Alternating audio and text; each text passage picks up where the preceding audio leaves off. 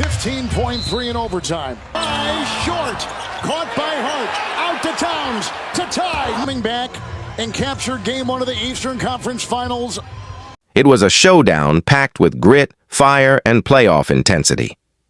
The New York Knicks and the Indiana Pacers squared off in a highly anticipated matchup that delivered on every front: physical play, big performances, and drama until the very last second.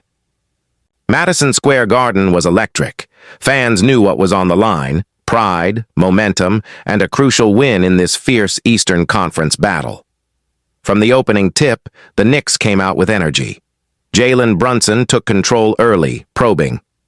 The Pacers' defense with his trademark patience and crafty footwork. Julius Randle added physicality in the paint, grabbing tough boards and bullying his way to the rim. But Indiana wasn't backing down. Tyrese Haliburton, the engine of the Pacers' offense, answered with precision. His deep three-point shooting and quick distribution kept Indiana within striking distance. The first quarter ended neck and neck, with both teams feeling each other, out like prize fighters in the early rounds. In the second quarter, the Knicks bench stepped up. Donte DiVincenzo hit back-to-back threes, igniting the crowd. Josh Hart provided a spark on defense, diving for loose balls and locking down perimeter shooters. However, the Pacers weren't rattled. Pascal Siakam began asserting himself, using his length and versatility to get mid-range buckets and second-chance points. By halftime, Indiana had pulled slightly ahead, leading 56-52 and forcing Tom Thibodeau to make adjustments. At the break, Haliburton had already tallied 14 points and 6 assists, while Brunson had 13 of his own, with Randle just behind at 11.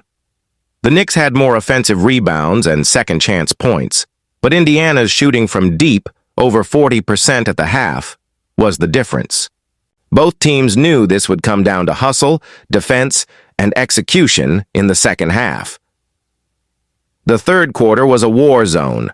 Bodies hit the floor, fouls racked up, and neither team gave an inch. The Knicks tightened up on defense with Mitchell, Robinson anchoring the paint, but the Pacers responded by spreading the floor, forcing switches, and exploiting mismatches.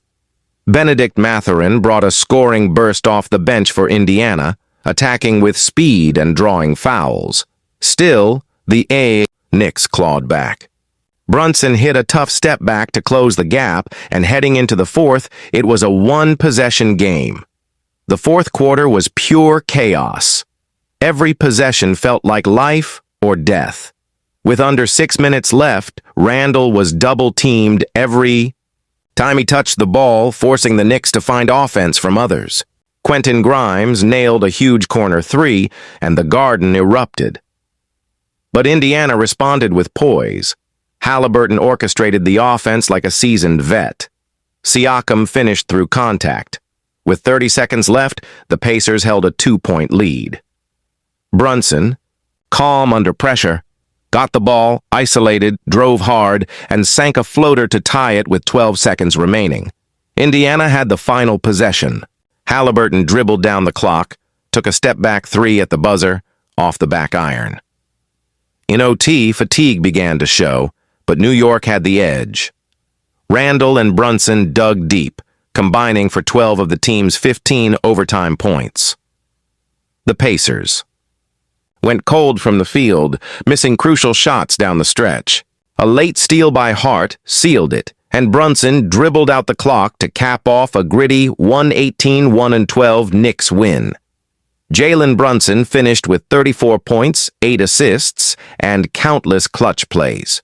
Randle had 26 points and 11 rebounds. Haliburton led Indiana with 28 points and 9 assists, but it wasn't enough. The Knicks' physical defense, rebounding edge, and home court intensity proved too much in the end. As the playoff race tightens, every win matters, and tonight, New York showed why they're one of the East's toughest outs. Both teams walk away with lessons and bruises.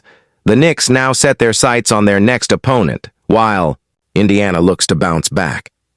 If this is a preview of a potential playoff series, fans are in for a treat. This battle might be over, but the war in the East is just getting started.